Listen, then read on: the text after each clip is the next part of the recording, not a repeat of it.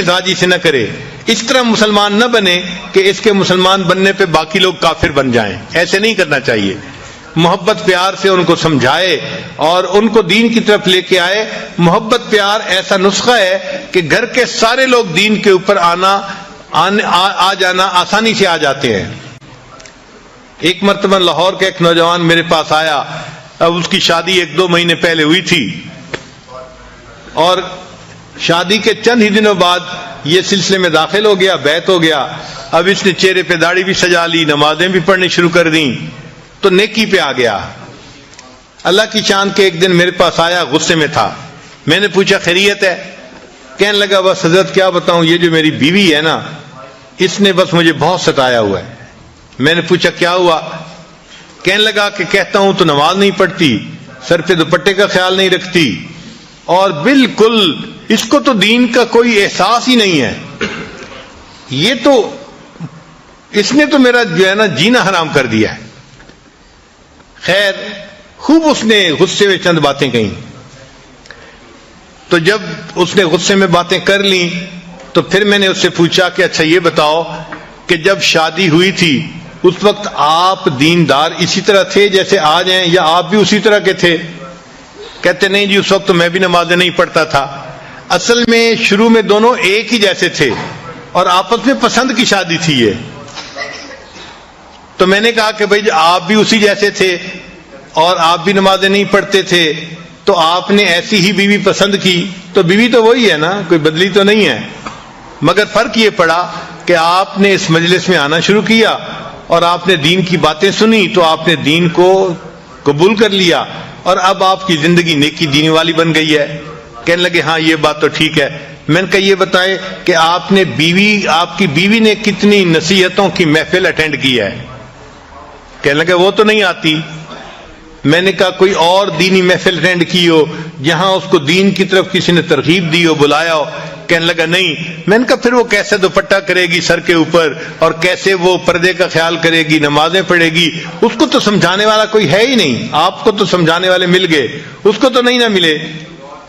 تو اب اس کو فیل ہوا کہ بھائی حضرت جی مجھے آہستہ آہستہ نا اس بات پہ لے آئیں گے کہ اچھا اس کو محفلوں میں لایا کرو، تو یہ تو کام لمبا ہو جائے گا نا۔ اور وہ تو جلدی حل چاہتا تھا کہ حضرت جی مجھے کہیں وہ نماز نہیں پڑھتی، تم جاؤ ذرا اس کو سیدھا کرو۔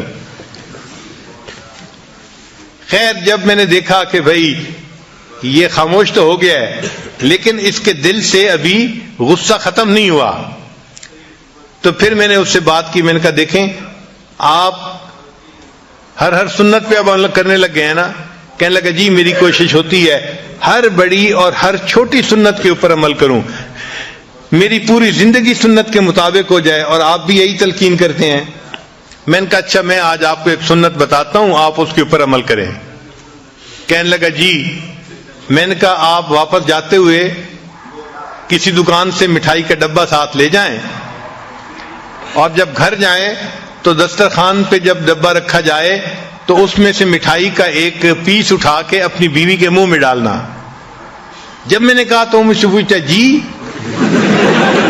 میں نے کہا بھائی میں فارسی نہیں بول رہا، میں آپ کی زبان میں ہی آپ سے گفتگو کر رہا ہوں کہ آپ ایک مٹھائی کا ڈبہ لے کے جائیں اور بیوی کو ہدیہ دیں، اور جب دسترخوان پہ وہ ڈبہ رکھا جائے تو اس میں سے ایک پیس اٹھا کے تو اپنی بیوی کو مٹھائی کھلائیں۔ جب میں نے کلیئر لفظوں میں پھر کہا پھر اس کو بات سمجھ میں آئی۔ کہنے لگا جی بہت اچھا۔ خیر وہ بندہ چلا گیا۔ اللہ کی شان کے چند دنوں کے بعد وہ آیا اور اس کی آنکھوں سے آنسو تھمتے نہیں تھے۔ میں نے پوچھا کیا ہوا؟ کہنے لگا حضرت خوشی کے آنسو ہیں۔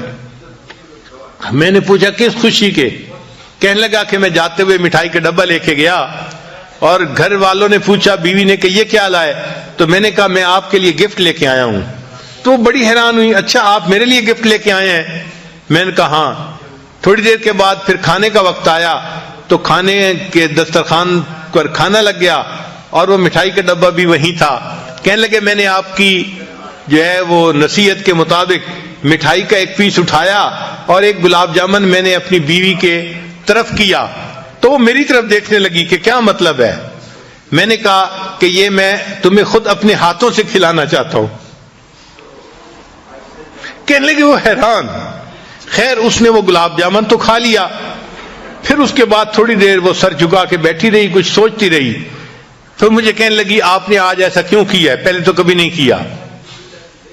تو کہنے لگا کہ میں نے اسے کہا کہ نبی حضرت نے مجھے بتایا کہ یہ نبی علیہ الصلوۃ والسلام کی سنت ہے, میں نے اس سنت کے اوپر عمل کیا ہے.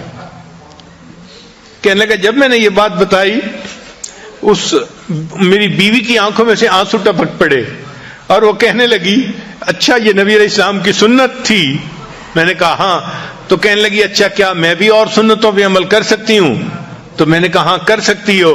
تو کہنے لگے وہیں بیٹھے ہوئے میری بیوی نے وعدہ کیا کہ میں آج کے بعد نمازیں بھی پڑھوں گی اور پردہ بھی کروں گی اور شریعت کے اوپر مکمل پابندی کر کے سنتوں والی زندگی میں بھی اختیار کروں گی.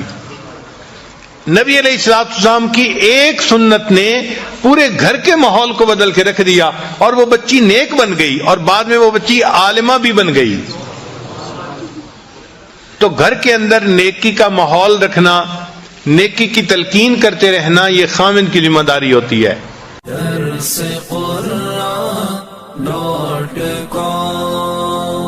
www.darsequran.com